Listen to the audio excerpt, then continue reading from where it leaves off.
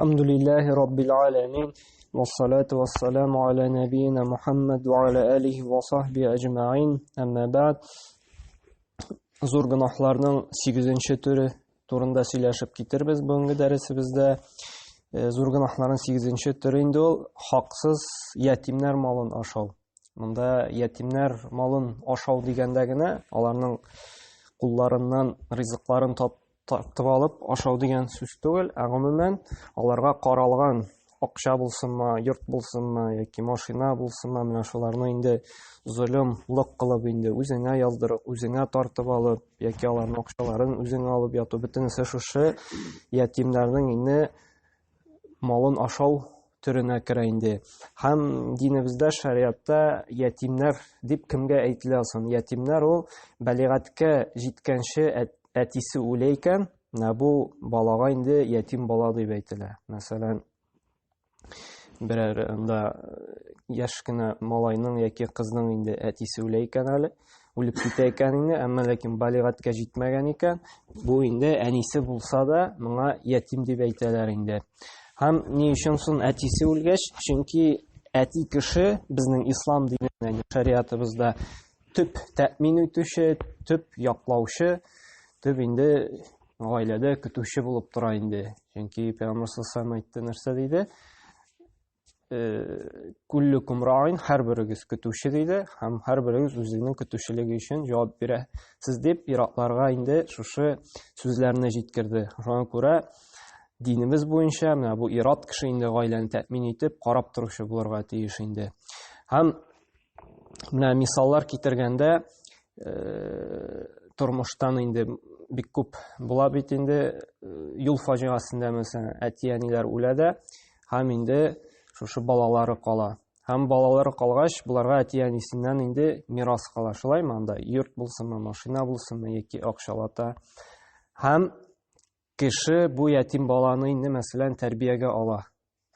Һәм тәрбиягә алгач, менә бу тәрбияче кеше шушы ятимнәрнең инде аларга калган мирасын үзенә тотырга тиеш түгел.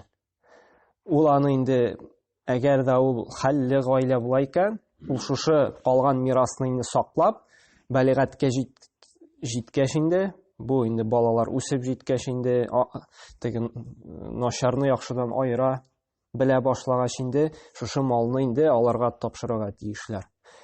Яки инде әзрәк инде хәлсезрәк гаилә булса, әйтик, факиррәк, бу вакытта ярый шушы малдан инде баланы, шушы ятимнәрне тәрбияләгәндә, шушы мирасның анда күпмедер өлешен тотырга. Мәсәлән, балаларга инде киемнәр алырга, мәктәпкә йөртергә, укуларына түләргә, һәм башка шундый чыгымнар өчен буларга ярый алырга. Чөнки бу ятимнәргә каралгач, ятимнәрне үстерүдә, тәрбияләргә тотырга рөхсәт ителгән акча инде. Әмма ләкин шушы тәрбияче кеше шушы ятимнәр малын үзенә алырга тиеш түгел. Әмма ләкин кайбер галимнәр рөхсәт итә, әгәр дә инде факир булса, аның ашарына да, эшеренә дә булмаса, инде теге өчен ышка гына ялгый икән, шушы тәрбияләгән өчен бит инде хезмәт хакы дип инде үзенә инде күпмедер микдарын шушы ашарына, киенергә кирәкле рәвештә генә алса ярый дип рөхсәт ителә. Кайбер галимнәр бар. Кайбер галимнәр инде русча әйтсәк категорически инде тыялар шушы ятимнәр малына тиергә, ятимнәр малын алырга инде. Әмма ләкин дөресрәк фикер буенча инде галимнәр инде ярый дип рөхсәт итәләр инде. Һәм менә шушы малга хаксыз кеше ала икән, менә бу бик зур гынах ала. Һәм Аллаһ Тәгаләнең инде шушы кешегә бик каты газабы була. Әгәр дә хаксыз инде ятимнәр малын ала икән.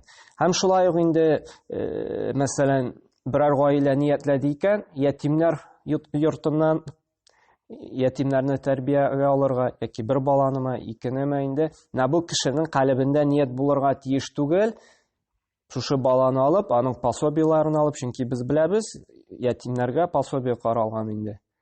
Һәм инде үсеп җиткәч, аларга 18 яшьтә дә инде ятимнәргә дәүләт тарафыннан квартиралар, йортлар бирелә инде.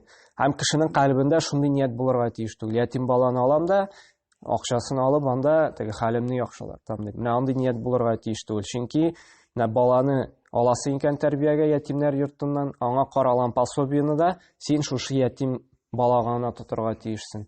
Син үзеңә алырга ярамый. Әгәр дә хаксыз үзеңә үзләштерәсең икән, бу пособиеларны, бу пенсияларны дигәндә, бу сиңа харам булып тора. Сиңа моны инде тотырга ярамый. Бары тик шушы балага гына тотылырга тиеш. Әйткәнемчә нәрсәгә? Шул ашау эчүенә, инде киемнәренә, анда укытуына һәм башка кирәк яракларына тотырга тиеш инде. Һәм Аллаһ Тәгалә инде кемнәр шушы ятимнәр балына инде кул суза икән, хаксыз үзенә үзләштерә икән. Чөнки бик күп ишетә шулаймы, анда телевизордан, теге хәбәрләрдән сөйләр, гәзитләргә язып чыгалар. Шушы хаксызга ятимнәрнең пособиесен үзләренә үзләштереп яталар дип, анда квартираларын яки Алла сакласын, яки үтереп, яки инде көчләп, куллар куйдырып үзләренә тартып алалар шушы квартираларын инде һәм башка төрле җәбер зулымлыклар кылалар. Бу кешеләргә Аллаһ Тәгаләнең бик каты газабы әзерләнгән. Бу бик зур җиде куркыныч, һәлакәткә илтә торган гөнаһларның төренә керә. Һәм Аллаһ Субхана ва Тәгалә Ниса сүрәсендә әйтә: "Иннәлләзина якулуна амвалал ятама зулман, иннама якулуна фи бутунихим наран ва саяслауна саира."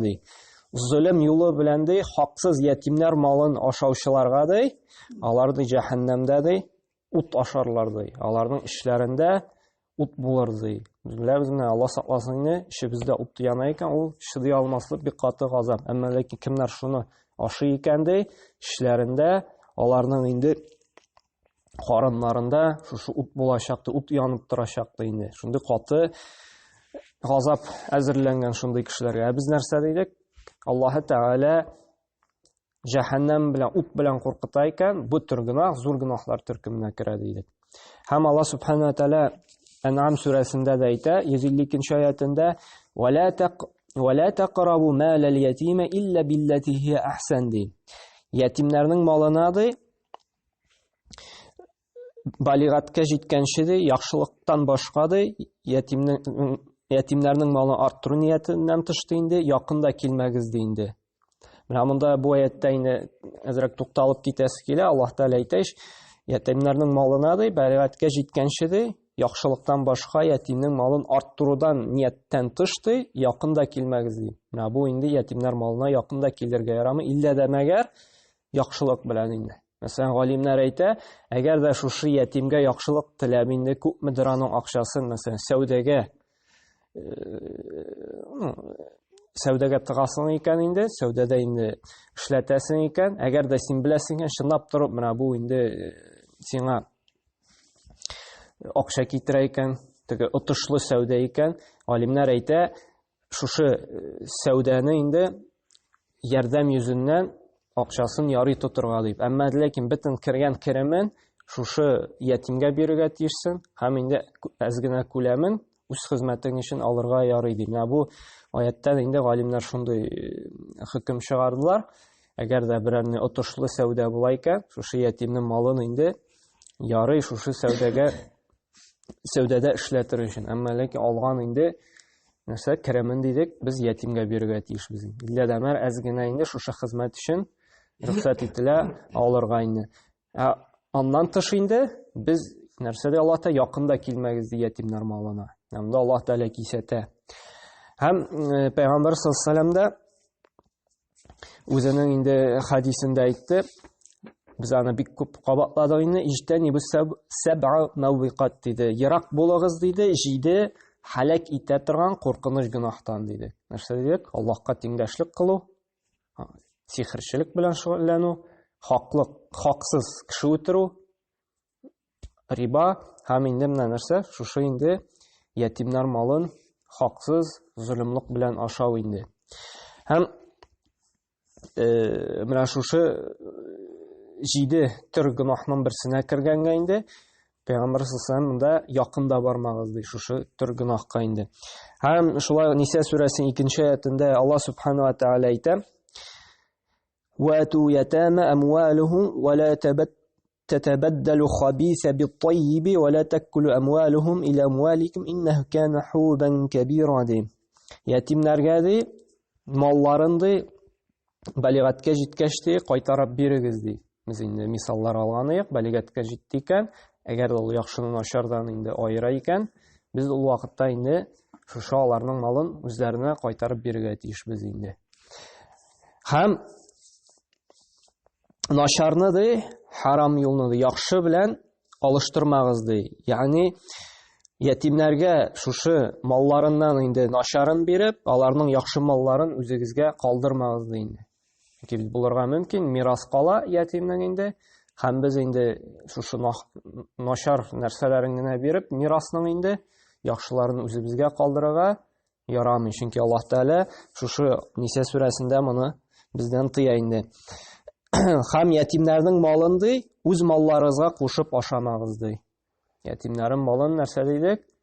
Үзебезгә ашарга, үзебезгә инде кулланырга ярамый. Илдә дә мәгәр бик каты фәкыйрь булса гына, шушы үзенең хезмәт хакы дип инде, үзенең лаеклы дип, мин моны тәрбиялим, шуңа күрә инде миңа бик фәкыйрь булганга күпмедер өлешен алсам ярый дип, шундый ният белән генә алса ярый ди. Дөреслекдә ди, ятимнәр малын ашау ди, зур гынах булып тора ди. Менә бу ачыктан ачык дәлил. Аллаһ Тәала Куръанда үзе әйтә нәрсә ди? Ятимнәр малын ашау зур гынах булып тора инде. Һәм Хаким риваятендә килә торган икенче хәдисендә Пәйгамбәр саллаллаһу алейһи ва саллям әйтте: Аллаһ Тәала ди 4 төрле кешене ди җмахка кертми ди, һәм аның ниъмәтләрен дә татытмый ди. Ягъни җәннәт ниъмәтләрен дә татып карарга бирми һәм гомумән инде җәннәткә якын да китерми ди. 4 төрле кешене ди. Беренчесе нәрсә дидек? Исерткечләр, харам булган инде эчемлекләр эчүчене, монда инде бигрәк тә шушы хәмерне эчергә яраткан кеше инде, шуның белән мавыккан кешене беренчесе. Икенчесе ди, риба ашаучы, без моның турында инде сөйләштек алдагы дәресләрдә инде. Һәм инде хаксыз рәвештә инде ятимнәр малын ашаган кеше. Һәм инде 4нчесе әтиәнисен рәнҗеткән кеше инде. Әтиәнин рәнҗетү турында без шулай инде сөйләштек. Безгә мондан аласы файда нәрсә? Ятимнәр малын ашау инде. Мәгәр ди, тәүбә генә кылсалар ди, җәннәткә керүләренә өмет бар ди инде. Менә безнең Хаким риваятендә килә торган сахих хәдис булып тора. Ятимнәр малын ашаган кеше хаксыз, бу кеше инде җәннәткә керми ди. Шуңа күрә инде кем шушы гынахны моңарча эшләде икән, бу тәүбәгә килеп инде булдыралганча шушы хакын, ятимнәр хакын кайтарырга тиеш. Һәм тәүбә кылса, Аллаһ Тәала Гафурур Рахим, Аллаһ Тәала гафу итүче, рахимле, кичерәчәк инде.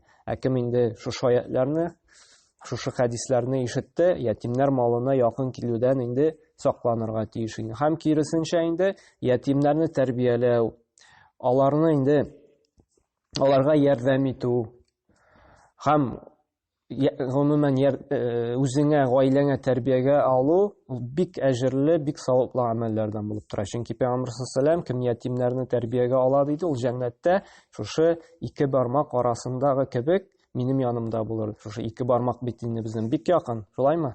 Аларның инде хәтта аермасы да юк ди, 1 бармак кебек. Менә шундый якын дәрәҗәдә булырлар. Пәйгамбәр саллаллаһу янында җәннәттә кем ятимнәрне инде тәрбиягә алды, аларга ярдәм итте.